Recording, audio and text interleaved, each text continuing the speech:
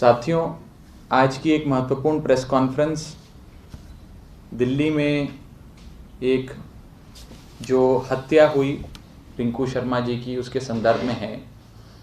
और इस संदर्भ में हम देख रहे हैं कि रिंकू शर्मा जी के परिवार वालों के कुछ बयान आ रहे हैं।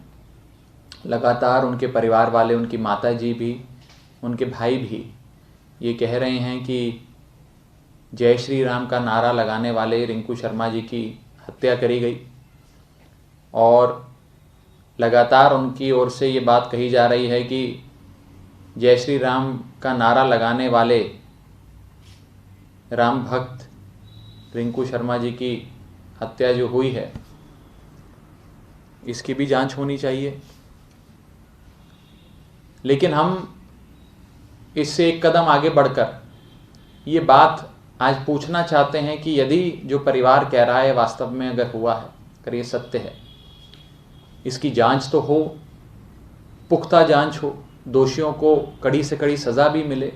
लेकिन इसके साथ साथ कहीं ना कहीं एक ऐसा संकेत जा रहा है, एक ऐसा माहौल बन रहा है जो मैं भारतीय जनता पार्टी के संज्ञान में लाना चाहता हूँ, देश के गृह मंत्री आदरणीय अमित शाह जी के संज्ञान में लाना चाहता हूँ, जिससे ये नज़र आ रहा है कि क्या जय श्री राम का नारा लगाने वाले अब सुरक्षित नहीं हैं?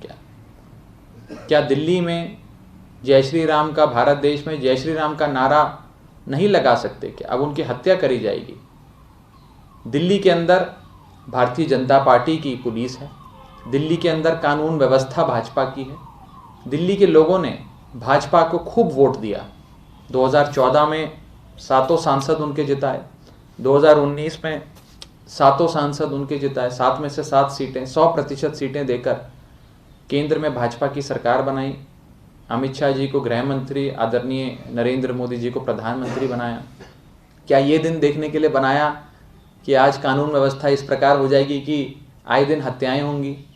क्या आए दिन मर्डर होंगे? क्या किसी भी धर्म का व्यक्ति सुरक्षित नहीं है? ना हिंदू सुरक्षित, ना मुसलमान सुरक्षित, ना सिख सुरक्षित, ना ईसाई सुरक्षित। और भारतीय जनता पार्टी अपने आप को हिंदुओं की पार्टी कहती है हम हिंदुओं के वोट से चुनाव जीतते हैं।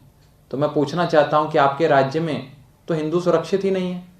आपके राज्य में, आपके कानून व्यवस्था में, आपकी दिल्ली पुलिस के अधीन आने वाली इस शहर में अगर इस प्रकार से हत्याएं होंगी तो लोग आपसे सवाल भी पूछेंगे।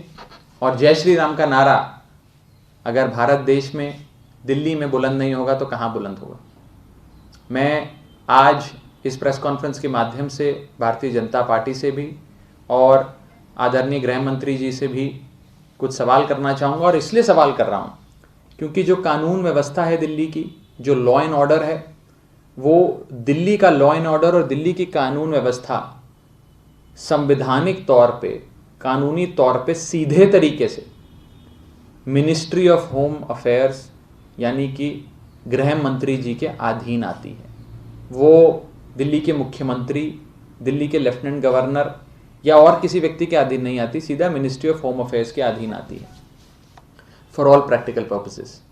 तो मैं आम आदमी पार्टी की ओर से आज चंद सवाल, 6 सवाल भारतीय जनता पार्टी से और आदरणीय गृह मंत्री जी से पूछना चाहूँगा। पहला सवाल, अभी तक आदरणीय गृह मंत्री जी अमित शाह जी रिंकू शर्मा जी के परिजनों से मिलने, उनके परिवार वालों से मिलने क्यों नहीं गए?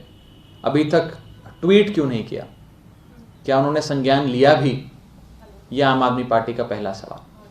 हमारा दूसरा सवाल कि डायरेक्टली कानून व्यवस्था, लॉ एंड ऑर्डर गृह मंत्री जी के अधीन आता है और पूरी दिल्ली के अंदर सबकी सुरक्षा हो, लॉ एंड ऑर्डर की स्थिति दुरुस्त रहे, क्राइम ना हो, ये सारी चीज़ें गृह मंत्री जी के अधीन आती हैं, दिल्ली पुलिस के अधीन आती हैं। लेकिन क्या ये शोभा देता है? हमारा दूसरा सवाल, क्या ये शोभा देता है कि गृह मंत्री जी अमित शाह जी बंगाल में चुनाव प्रचार करें दिल्ली छोड़कर और दिल्ली में इस प्रकार की घटनाएं घटें? ये हमारा दूसरा और अहम सवाल। हमारा तीसरा सवाल, क्या भारतीय जनता पार्टी के साथियों से पूछना चाहूँगा, गृह मंत्री जी से पूछना चाहूँगा कि क्या दिल्ली की जनता ने 2014 में 7 सीटें, 2019 में 7 सीटें, 7 में से 7 सीटें 100% आपको सक्सेस, इलेक्टोरल सक्सेस इसलिए दिया था, क्या इसलिए दिया था कि दिल्ली में ऐसे हत्याएं हों जो उनके परिवार वाले कह रहे हैं जय श्री राम बोलने पर हत्या हुई? क्या इसके लिए दिल्ली की जनता ने आपको वोट दिया था? अगला सवाल, चौथा सवाल, दिल्ली के पुलिस कमिश्नर कहाँ हैं? अभी तक दिल्ली के पुलिस कमिश्नर क्यों नहीं वहां गए रिंकू शर्मा जी के परिवार वालों से मिलने, उनके परिजनों से मिलने, उनका हालचाल जानने?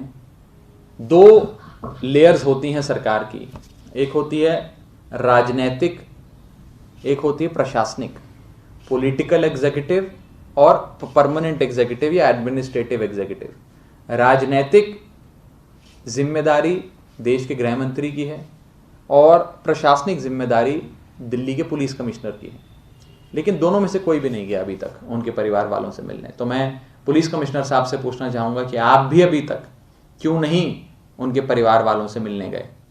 मेरा 5वां सवाल कि कब भारत सरकार, भारतीय जनता पार्टी की प्रचंड बहुमत की केंद्र में सरकार रिंकू शर्मा जी के परिवार वालों के लिए 1 करोड़ रुपए की सहायता राशि की घोषणा करेगी? कब करेगी? आम आदमी पार्टी इसकी मांग करती है कि भारत सरकार, भारतीय जनता पार्टी की केंद्र की सरकार 1 करोड़ रुपए की राशि उनके परिवार वालों को देने का काम करे। और हम पूछना चाहते हैं कि आप कब इस 1 करोड़ की सहायता राशि की घोषणा करेंगे? ये दुख तो कोई कम नहीं कर सकता, लेकिन सहायता राशि देकर थोड़ी आर्थिक मदद परिवार वालों की अवश्य करी जा सकती है। तो हमारा ये सवाल है कि आप कब 1 करोड़ रुपए की सहायता राशि की घोषणा करेंगे?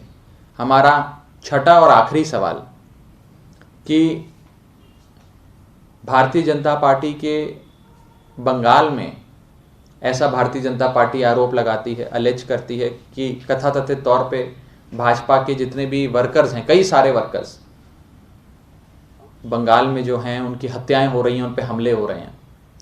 तो बीजेपी बंगाल में जो भाजपा के कार्यकर्ता हैं उनकी हत्याओं पर तो बोल रही है, गृह मंत्री जी स्वयं वहां जाकर इसकी बात कर रहे हैं कि भारतीय जनता पार्टी के या बंगाल में जो लोग बीजेपी के लोग हैं उनकी हत्याएं हो रही हैं।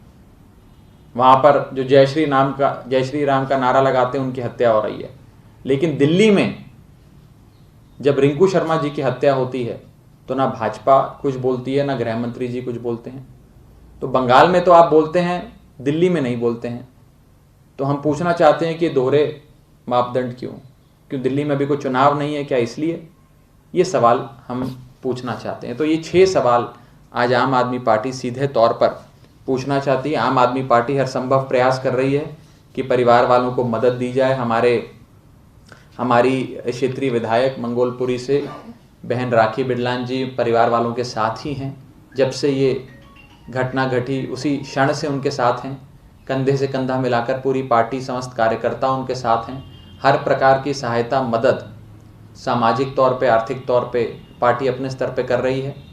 और मैं न्याय की मांग भी करता हूँ, जांच की मांग भी करता हूँ, दूध का दूध पानी का पानी हो इसकी मांग भी करता हूँ। और साथ ही साथ ये 6 महत्वपूर्ण सवाल हम आज भारतीय जनता पार्टी से आदरणीय गृह मंत्री जी से पूछना चाहते हैं।